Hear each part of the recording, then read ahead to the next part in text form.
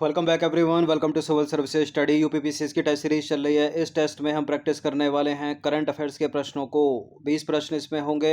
एक दो प्रश्न जीएस के हो सकते हैं, बाकी मतलब जीएस स्टैटिक पोर्शन के हो सकते हैं, बाकी सारे के सारे प्रश्न करंट अफेयर्स के होंगे।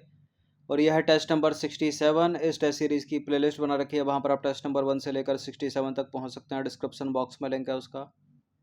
तो पहला प्रश्न करंट अफेयर्स का है। हाल ही में जन समाचारों में रही वैश्विक सुरक्षा पहल यानी ग्लोबल सिक्योरिटी इनिशिएटिव जीएसआई का संबंध निम्नलिखित में से किस देश से है? ब्रिटेन से, कनाडा से, मैक्सिको से या चीन से?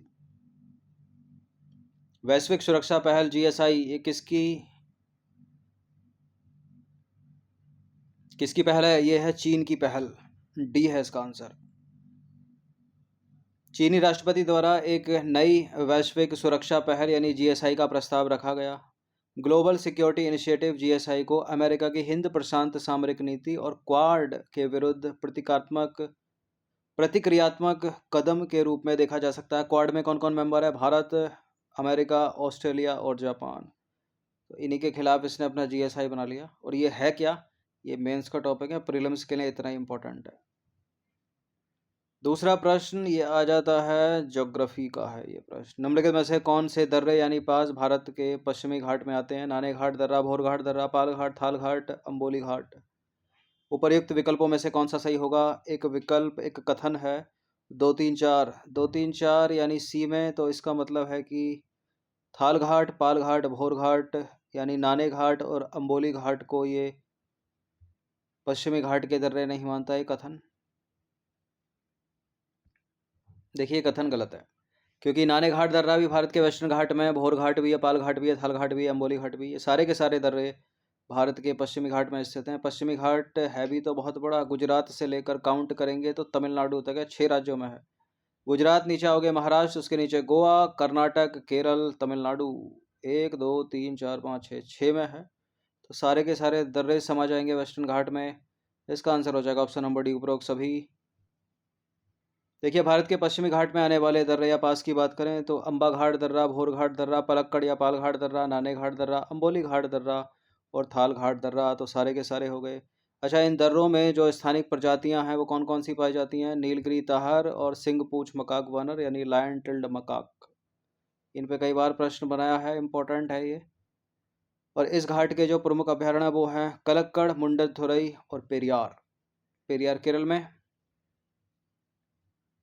तीसरा प्रश्न है, मेघादातु परियोजना निम्नलिखित में से किस राज्य द्वारा शुरू की गई? किस राज्य में शुरू की गई है मेघादातु परियोजना? केरल, कर्नाटक, मणिपुर या तमिलनाडु? मेघादातु मेघादातु परियोजना है कर्नाटक की। देखिए मेघादातु परियोजना एक बहुउद्देशीय परियोजना है जिसमें कर्नाटक के रामनगर जिले में कनकपुरा के पास एक संतुलन जलाशय का निर्माण शामिल है। एक रामनगर उत्तराखंड में भी है। मेघादातु जिसका अर्थ होता है बकरी की छलांग, कावेरी और उसकी सहायक नदी कौन सी? अर्कावती के संगम पर स्थित एक गहरी खाई है।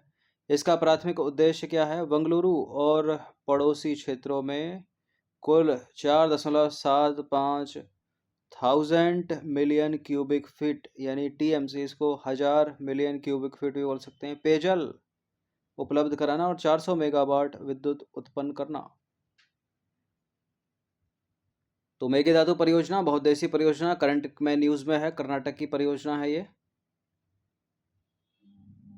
चौथा प्रश्न है, निम्नलिखित में से किसने अखिल भारतीय दलित वर्ग संघ की स्थापना की थी? हिस्ट्री का इंपॉर्टेंट प्रश्न है। जगजीवन राम, ज्योतिबा फुले, डॉक्टर अम्बेडकर, महात्मा गांधी। अखिल भारतीय दलित वर्ग संघ की स्थापना की थी डॉक्टर भीमराव अम्बेडकर। सी है इसका आंसर। यानी डिप्रेस्ड क्लासेस एसोसिएशन, इसको देवनागरी में हिंदी में लिखकर पूछ सकता है, दलित वर्ग संघ। डॉक्टर भीमराव अम्बेडकर ने अखिल भारतीय दलित वर्ग संघ की स्थापना की। इस संघ की स्थापना वर्ष 1930 में हुई, एग्जैक्ट सन के साथ याद रखिएगा। उन्होंने इसका गठन यह सुनिश्चित करने के लिए किया था कि अनुसूचित जातियों का भारत के निर्णय लेने वाले संगठनों में उचित प्रतिनिधित्व प्राप्त हो सके। ये जो टेस्ट सीरीज चल रही है इसकी फुल टेस्ट सीरीज आप प्राप्त कर सकते हो। ये नंबर इस पर कॉल या व्हाट्सअप करके सब्सक्राइब रखिएगा सिविल सर्विसेज स्टडी चैनल को। नेक्स्ट क्वेश्चन है करंट अफेयर्स का, क्वेश्चन नंबर 5 है, अमृत भारत स्टेशन योजना के संदर्भ में निम्नलिखित में से कौन सा कथन सही है? यह योजना रेल मंत्रालय द्वारा फरवरी 2023 में शुरू की गई है, यानी हाल ही में अभी। इसका उद्देश्य है देश भर में 1309 नए स्टेशनों का निर्माण करना। नीचे दिए गए कूट की सहायता से सही उत्तर का चुनाव कीजिए। अमृत भारत स्टेशन योजना। अमृत भारत स्टेशन योजना केंद्र सरकार के द्वारा रेल मंत्रालय द्वारा फरवरी 2023 में शुरू की गई। अगर इसको एलिमिनेट कराना होता तो कुछ भी रख सकता था, यहाँ पर 21 रख देता, 22 रख देता, 19 रख देता, लेकिन यहाँ करेक्ट है। 1309 नए रेलवे स्टेशन कहाँ से बनाए जाएंगे? जगह नहीं है, ठीक है। रेलवे स्टेशन का मतलब है फिर पटरियां भी तो बिछानी पड़ेंगी, कहाँ से आएगी इतनी जगह? गलत है दूसरा वाला स्टेटमेंट।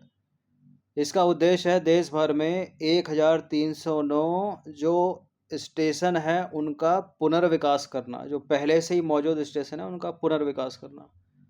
तो गलत है दूसरा वाला स्टेटमेंट, लेकिन पूछा सही है तो केवल एक सही है इसका। देखिए, हाल ही में भारत के प्रधानमंत्री ने अमृत भारत स्टेशन योजना के एक भाग के रूप में पूरे भारत में 27 राज्यों और केंद्र शासित प्रदेशों में विस्तृत 508 रेलवे स्टेशनों के पुनर्विकास की आधारशिला रखी। इस व्यापक पुनर्विकास परियोजना, जिसकी अनुमानित लागत 24,470 करोड़ रुपए से अधिक है, इसका उद्देश्य है रेलवे स्टेशनों को आधुनिक सुसज्जित केंद्रों में बदलना। तो अमृत भारत स्टेशन योजना का लक्ष्य क्या है? देश भर में 1309 स्टेशनों का पुनर्विकास करना, ना कि निर्माण करना, इसलिए गलत है दूसरा वाला स्टेटमेंट। पहला स्टेटमेंट सही है। यह योजना रेल मंत्रालय द्वारा फरवरी 2023 में शुरू की गई। देखिए, रेलवे स्टेशन भवनों के डिज़ाइन जो हैं वो स्थानीय संस्कृति, विरासत और वास्तुकला से प्रेरित होंगे। उदाहरण के लिए जयपुर रेलवे स्टेशन में राजस्थान के हवा महल और आमेर किले से मिलते जुलते तत्व देखने को मिलेंगे। ये चीज़ दिल्ली मेट्रो में जो है किसी किसी मेट्रो स्टेशन पे देखने को आपको मिलेगी, जैसे लाल किला मेट्रो हो गई, जामा मस्जिद हो गई, ठीक है। उसी तरह से ये रेलवे स्टेशन में भी आप कर रहे हैं। और गाजियाबाद रेलवे स्टेशन देखा होगा तो उसमें भी कुछ डिजाइनिंग की गई है पिछले 4 से 5 सालों में। नंबर 6 पर आ जाइए। ब्रिटिश काल में भारत छोड़ो का नारा किसने दिया था? ब्रिटिश काल में भारत छोड़ो का नारा किसने दिया था? महात्मा गांधी लगाकर गलत मत कर दीजिएगा। इसका आंसर है यूसुफ मेहर अली, ए है इसका आंसर। देखिए, भारत छोड़ो का नारा यूसुफ मेहर अली द्वारा दिया गया था, जो एक समाजवादी और ट्रेड यूनियनवादी थे, जिन्होंने बम्बई के मेयर के रूप में भी काम किया था। मेहर अली ने साइमन वापस जाओ का नारा भी दिया था। भारत छोड़ो आंदोलन, जिसे अगस्त आंदोलन के रूप में जाना जाता है, भारत में ब्रिटिश औपनिवेशिक शासन को समाप्त करने और पूर्ण स्वतंत्रता प्राप्त करने के उद्देश्य से 8 अगस्त 1942 को महात्मा गांधी द्वारा शुरू किया गया, जो भारतीय राष्ट्रीय कांग्रेस द्वारा समर्थित एक महत्वपूर्ण नागरिक अवज्ञा आंदोलन था। और 8 अगस्त 1942 को गांधी ने ग्वालियर टैंक मैदान में, जो कि अब अगस्त क्रांति मैदान के नाम से प्रसिद्ध है, प्रसिद्ध नारा दिया था, वो था करो या मरो का नारा। इसको याद रखिएगा। सीबीआई यानी central bureau of investigation, Hindi में बोलते हैं इसको केंद्रीय अन्वेषण ब्यूरो, कैसा निकाय है?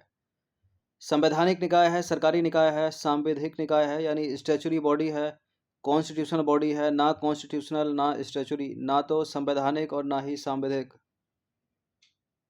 देखिए, सीबीआई एक संवैधानिक निकाय तो है नहीं, सांविधिक भी नहीं है, ये सरकारी निकाय नहीं। इसका आंसर हो जाएगा सबसे अच्छा डी, ना तो संवैधानिक ना ही सांविधिक। Non statutory, non constitutional. देखिए, सीबीआई की स्थापना हुई थी वर्ष 1963 में गृह मंत्रालय के एक प्रस्ताव के द्वारा, और बाद में कार्मिक, लोक शिकायत और पेंशन मंत्रालय में स्थानांतरित कर दिया गया इसको, जो वर्तमान में एक संलग्न कार्यालय के रूप में काम कर रहा है। इसकी स्थापना की सिफारिश भ्रष्टाचार निवारण पर संथानम समिति ने की थी। और सीबीआई जो है वो दिल्ली विशेष पुलिस स्थापना अधिनियम 1946 के तहत काम करता है, शक्ति भी अपनी ऐसी से प्राप्त करता है। तो ना तो यह संवैधानिक हुआ और ना ही सांविधिक, यानी नॉन कॉन्स्टिट्यूशनल, नॉन स्टैचुरी। काम क्या है इसका? यह रिश्वतखोरी, सरकारी भ्रष्टाचार, केंद्रीय विधि के उल्लंघन, बहुराज्य संगठित अपराध और मल्टी एजेंसी या अंतर्राष्ट्रीय मामलों से संबंधित मामलों की जांच करता है। क्वेश्चन नंबर 8 पर आ जाइए। नौसेना विज्ञान और तकनीकी प्रयोगशाला की स्थापना कब हुई थी? 1969, 1975, 1980, 1969, यानी 7 अप्रैल या 20 अगस्त। Naval science and technology laboratory NSTL नौसेना विज्ञान और तकनीकी प्रयोगशाला की स्थापना हुई थी 1969 में। अगस्त में, अप्रैल में? 20 अगस्त 1969। देखिए, नौसेना विज्ञान और तकनीकी प्रयोगशाला की स्थापना 20 अगस्त 1969 को विशाखापत्तनम में हुई थी। इसका उद्देश्य है भारतीय नौसेना को पूर्ण रूप से आत्मनिर्भर बनाने हेतु प्रमुख नौसैनिक प्रणालियों का विकास करना, जैसे कि underwater mines, torpedo, fire control system, weapon launcher, target, decoy आदि। क्वेश्चन नंबर 9, करंट अफेयर्स का प्रश्न। इंपॉर्टेंट है ये प्रश्न, हमेशा इंपॉर्टेंट रहेगा, कई सालों तक इंपॉर्टेंट रहेगा। यह है ऑपरेशन या मिशन, यह है संबंध। Operation Devi Shakti, Vande Bharat mission, operation Ganga, operation Samudra Setu. Ukraine में फंसे सभी भारतीय नागरिकों को वापस लाने हेतु, विदेश में फंसे भारतीय नागरिकों को वापस लाने हेतु, काबुल से भारतीय नागरिकों को वापस निकालने के लिए, और ये भी विदेश में फंसे भारतीय नागरिकों को वापस निकालने हेतु। ये विदेश में फंसे भारतीय नागरिकों को वापस निकालने हेतु ये कोविड-19 महामारी के दौरान निकाला गया था। एयर मतलब वायु मार्ग के द्वारा निकाला गया था, और दूसरा था समुद्र के रास्ते निकाला गया था। तो इसके जो विकल्प हैं कुछ इस तरह से हैं। कूट मतलब ए का ए भी हो सकता है, ए का 4 भी हो सकता है, ए का 2 भी हो सकता है, ए का कोई 3 नहीं हो सकता। यानी ऑपरेशन देवी शक्ति विदेश में फंसे भारतीय नागरिकों को वापस लाने हेतु नहीं हो सकता। ऑपरेशन देवी शक्ति है अफगानिस्तान के काबुल से भारतीय नागरिकों को वापस निकालने के लिए, ठीक है। जब तालिबानियों ने कब्जा कर लिया था। वंदे भारत मिशन विदेश में फंसे भारतीय नागरिकों को वापस लाने हेतु ये वायु मार्ग से लाए गए थे। ऑपरेशन गंगा यूक्रेन में फंसे सभी भारतीय नागरिकों को वापस लाने हेतु, और ऑपरेशन समुद्र सेतु विदेश में फंसे भारतीय नागरिकों को वापस लाने हेतु ये एक नौसेना मिशन था। तो ए का 2 हो गया और वी का 1 हो गया। ए का 2, वी का 1, तो इसका आंसर हो गया option number C. 2143। Operation Devi शक्ति तालिबान द्वारा तेजी से कब्जे के बाद काबुल से अपने नागरिकों और अफगान भागीदारों को निकालने के लिए भारत का जटिल मिशन था। ऑपरेशन गंगा क्या था? यूक्रेन में फंसे सभी भारतीय नागरिकों को वापस लाने के लिए एक निकासी मिशन था। कोरोना वायरस के कारण वैश्विक यात्रा पर प्रतिबंध होने के कारण विदेशों में फंसे भारतीय नागरिकों को वापस लाने हेतु वंदे भारत मिशन चलाया गया। और ऑपरेशन समुद्र सेतु कोविड-19 महामारी के दौरान भारतीय नागरिकों को विदेशों से घर वापस लाने के राष्ट्रीय प्रयास के हिस्से के रूप में एक नौसैनिक अभ्यास था। ऑपरेशन समुद्र सेतु, तो इनको याद रखिएगा, ये इंपॉर्टेंट रहेगा अभी 2-3 सालों तक, पूछा जाता रहेगा एग्जाम में। 10वां प्रश्न है, लॉजिस्टिक प्रदर्शन सूचकांक LPI हर साल किस संस्था के द्वारा जारी किया जाता है? विश्व आर्थिक मंच, world bank, international monetary fund या भारतीय रिजर्व बैंक? RBI तो हटा ही दीजिए। विश्व आर्थिक मंच भी नहीं है, अंतर्राष्ट्रीय मुद्रा कोष भी नहीं है, इसका आंसर है विश्व बैंक। विश्व बैंक द्वारा जारी किए गए लॉजिस्टिक प्रदर्शन सूचकांक जो कि हर साल निकाला जाता है, वर्ष 2023 में 139 देशों के सूचकांक में भारत ने कौन सा स्थान प्राप्त किया? 38वां। 11वां प्रश्न, ड्रेक पैसेज किन दो महासागरों को आपस में जोड़ता है? ड्रेक पैसेज अटलांटिक महासागर, हिंद महासागर, प्रशांत महासागर, हिंद महासागर, अटलांटिक महासागर, प्रशांत महासागर, आर्कटिक महासागर, अटलांटिक महासागर। ड्रेक पैसेज में इंडियन ओशियन तो है नहीं, इंडियन ओशियन को हटा दीजिए। यह है आर्कटिक और पैसिफिक, अटलांटिक और पैसिफिक, आर्कटिक महासागर और प्रशांत महासागर सी। ड्रेक पैसेज दक्षिण अमेरिका के दक्षिणतम बिंदु केप हॉर्न तथा पश्चिमी अंटार्कटिक प्रायद्वीप के मध्य स्थित है। यह पूरब में अटलांटिक महासागर और पश्चिम में प्रशांत महासागर को आपस में जोड़ता, तो सी करेक्ट है। 12वां प्रश्न है, निम्नलिखित युग्मों में से कौन सा एक मिसमैच है, सही सम्मिलित नहीं है? जापान का निक्की, अमेरिका का नैस्डैक, शेनज़ेन चीन का, नॉर्वे का हैन सेंग। ये शेयर मार्केट के नाम है। भारत का पूछ लेता तो भारत का NSE BSE यानी बॉम्बे स्टॉक एक्सचेंज और नेशनल स्टॉक एक्सचेंज। जापान का निक्की ठीक है, अमेरिका का नैस्डैक ठीक है, शेनज़ेन चीन ठीक है, हेनसेंग भी तो एक चाइनीज जापानी नाम है। नॉर्वे का तो नहीं है, नॉर्वे का है ओस्लो, ठीक है, नॉर्वे का शेयर मार्केट का नाम है ओस्लो। तो ये गलत है, डी यहाँ पर, यही आंसर है। देखिए, उपरोक्त युग्म देशों तथा उनके शेयर बाजारों से संबंधित है। नॉर्वे का शेयर बाजार ओस्लो है। हांगकांग का शेयर बाजार हैंग सेंग है। तो डी हो गया गलत। करंट अफेयर्स का प्रश्न है। एक बुक है, ये बुक का नाम है a shot at history. A shot at history, my obsessive journey to Olympic gold. निम्नलिखित में से किस प्रसिद्ध खिलाड़ी की आत्मकथा है ये? अभिनव बिंद्रा, पीवी सिंधु, मीराबाई चानू, सुशील कुमार। इस तरह के प्रश्न एक आधा प्रश्न एग्जाम में पूछा जाता है। A shot at history, my obsessive journey to Olympic gold, यह है अभिनव बिंद्रा की आत्मकथा। ऑप्शन नंबर ए है इसका आंसर।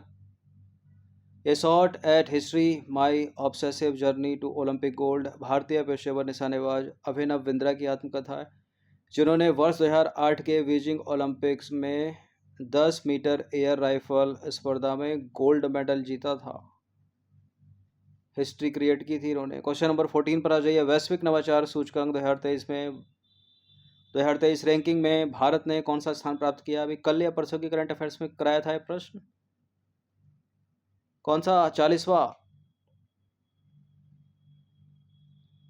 देखिए, वैश्विक बौद्धिक संपदा संगठन यानी वर्ल्ड इंटेलेक्चुअल प्रॉपर्टी ऑर्गेनाइजेशन द्वारा प्रकाशित वैश्विक नवाचार सूचकांक 2023 यानी ग्लोबल इनोवेशन इंडेक्स 2023 में भारत ने स्थान प्राप्त किया 40वां। और वर्ष 2023 का सूचकांक इस वर्ष विश्व की 132 अर्थव्यवस्थाओं के बीच सबसे नवीन अर्थव्यवस्थाओं को रैंकिंग प्रदान करता है। की 2 बार हो गया। तथा विज्ञान और प्रौद्योगिकी के क्षेत्र में शीर्ष 100 नवाचार समूहों की पहचान करता है। ये बड़ा इंपॉर्टेंट प्रश्न है। निम्नलिखित में से कौन गन्ने के उचित और लाभप्रद मूल्य का अनुमोदन करता है या करती है? देखिए, अनुमोदन को यहाँ बोल्ड कर दिया गया है। एग्जाम हॉल में नहीं मिलेगा ऐसा। ठीक है, तो 2 बातें यहाँ पर। अगर तय करना पूछ ले तो आंसर कुछ और है, अनुमोदन पूछ ले तो आंसर कुछ और है। गन्ने के उचित एवं लाभप्रद मूल्य तय करती है कृषि लागत और मूल्य आयोग, और अनुमोदन देता है कौन? आर्थिक मामलों की मंत्रिमंडलीय समिति। तो इस चीज़ को याद रखिएगा, इंपॉर्टेंट है। यूपीएससी ने भी प्रश्न पूछा जा चुका है ये सिविल सेवा में। ए है इसका आंसर। गन्ने के लिए उचित एवं लाभप्रद मूल्य कृषि लागत एवं मूल्य आयोग द्वारा तय किया जाता है तथा आर्थिक मामलों की मंत्रिमंडलीय समिति द्वारा अनुमोदन किया जाता है। तो इस चीज़ को याद रखिएगा अलग अलग करके। नंबर 16 पर आ जाइए। कथकली नृत्य के संदर्भ में निम्नलिखित कथनों पर विचार करेंगे। इसका उदय 17वीं शताब्दी में त्रावणकोर यानी वर्तमान केरल में हुआ था, और यह ऋषि भरत द्वारा लिखित नृत्य पर प्राचीन ग्रंथ नाट्य शास्त्र पर आधारित है। बिल्कुल ये करेक्ट है, दोनों के दोनों स्टेटमेंट सी है इसका आंसर। देखिए, कथकली का उदय 17वीं शताब्दी में त्रावणकोर वर्तमान केरल में हुआ था, तो पहला सही है। इस कला रूप को प्रारंभ में मंदिर परिसर में प्रदर्शित किया जाता था और बाद में इसने शाही दरबारों में लोकप्रियता हासिल की।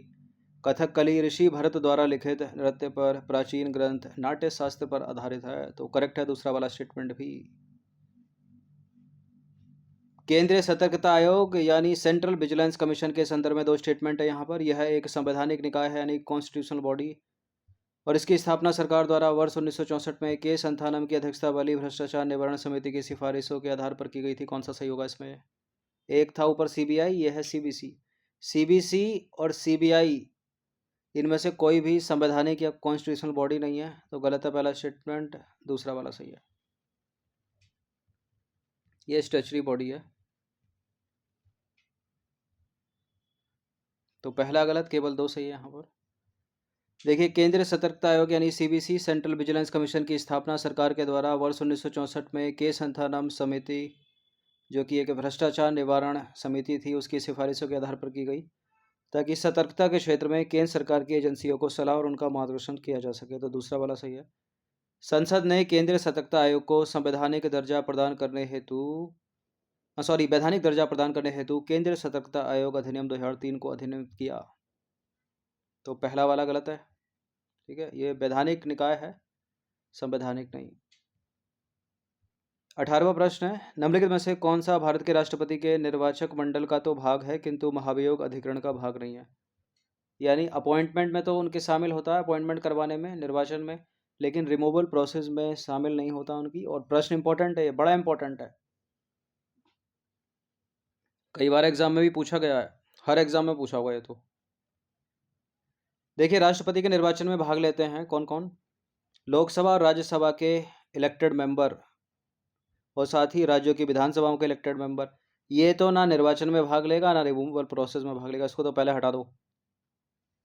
तो यहाँ महाभियोग की बात हो रही है, यानी आर्टिकल 61। तो आर्टिकल 61 में हटाने के लिए केवल लोकसभा और राज्यसभा के निर्वाचित और मनोनीत दोनों सदस्य भाग लेते हैं, इसमें इसको हटा दिया जाता है। तो यही आंसर है। ध्यान से सुनिएगा इस एक्सप्लेनेशन को। देखिए, संविधान के अनुच्छेद 54 के अनुसार राष्ट्रपति के निर्वाचन मंडल में संसद के दोनों सदनों के निर्वाचित सदस्य, संसद के दो सदन कौन कौन से हो गए? लोकसभा और राज्यसभा के निर्वाचित सदस्य, ठीक है, निर्वाचित केवल इलेक्टेड मेंबर, और राज्यों की विधानसभाओं के निर्वाचित सदस्य केवल इलेक्टेड मेंबर, तथा केंद्र शासित प्रदेश कौन कौन से हैं? दो, दिल्ली और पुदुचेरी, केवल उनकी विधानसभाओं के इलेक्टेड मेंबर या निर्वाचित सदस्य शामिल होते हैं। वहीं अनुच्छेद 61 के अनुसार रिमूवल प्रोसेस में या महाभियोग की प्रक्रिया में केवल संसद के दोनों सदनों के, यानी लोकसभा और राज्यसभा के निर्वाचित और इसमें मनोनीत भी आ जाते हैं, वो शामिल होते हैं, ठीक है। और जो वो हो रहा था राज्य विधानसभा वाला, उसको हटा देते हैं। तो वही आंसर है डी। नंबर 19 पर आ जाइए। उत्तर भारत में निम्नलिखित में से कौन सी फसल मुख्यतः पिंक वॉलवर्म रोग से ग्रसित हो रही है? कपास, गेहूं, धान, मक्का। पिंक वॉल वर्म सरदर्द बना हुआ है किसानों का, जो किसान उगा रहे हैं कपास की फसल। ए। पूरे उत्तर भारत में कपास के खेतों में पिंक वॉलवर्म का संक्रमण किसानों के लिए गंभीर खतरा बन गया है, संकट बन गया है, जिससे व्यापक क्षति एवं वित्तीय नुकसान हो रहा है। पिंक वॉलवर्म के संक्रमण ने वर्ष 2021 से उत्तरी राजस्थान, हरियाणा और दक्षिण पश्चिमी पंजाब में कपास के खेतों को प्रभावित किया। पिंक वॉलवर्म एक विनाशकारी कीट है जो मुख्य रूप से कपास की फसल को प्रभावित करता है। यह मध्य एशिया की स्थानीय प्रजाति है, जिसे पहली बार 1842 में भारत में देखा गया था। पिंक वॉलवर्म लार्वा कपास के विकसित हो रहे बीज कोषों में घुस जाते हैं, जिससे कपास की फसल की दक्षता और गुणवत्ता दोनों प्रभावित होती है। तो ए करेक्ट है, कपास के लिए जहर है, सरदर्द है पिंक वॉलवर्म। 20वां प्रश्न है, अंतिम प्रश्न है, और यह प्रश्न है करंट अफेयर्स का। हाल ही में आयोजित हुए संप्रीति संयुक्त सेना अभ्यास के संदर्भ में निम्नलिखित कथनों पर विचार करेंगे। यह भारत और बांग्लादेश द्वारा आयोजित एक संयुक्त सेना अभ्यास है। यह अपने आप में ही प्रश्न है। 11वां संस्करण था इसका, मिजोरम में आयोजित हुआ। इनमें से कौन सा इनकरेक्ट ढूंढना है 3 में से।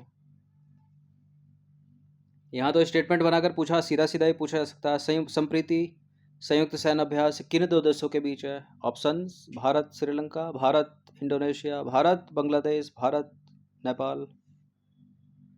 तो इसका सही उत्तर है भारत और बांग्लादेश, यानी पहला स्टेटमेंट सही है। अपने को गलत ढूंढना है। इसका 11वां संस्करण है ये वाला, 23 वाला, ये भी दूसरा ठीक है। मिजोरम में नहीं बल्कि मेघालय में हुआ, तो गलत कौन सा हुआ? केवल 3, बी।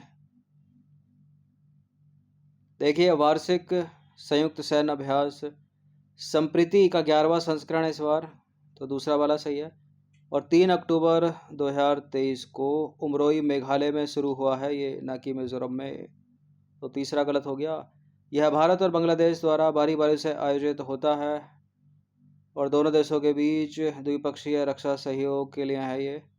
और संप्रीति 11वां एक 14 दिवसीय अभ्यास है, जिसका उद्देश्य है दोनों देशों की सेनाओं के बीच अंतर संचालनीयता को बढ़ाना, सामरिक अभ्यास साझा करना और सर्वोत्तम प्रथाओं को बढ़ावा देना। अच्छा, इन दोनों देशों के बीच एक नौसैनिक अभ्यास भी है, वो है बोंगो सागर, ठीक है।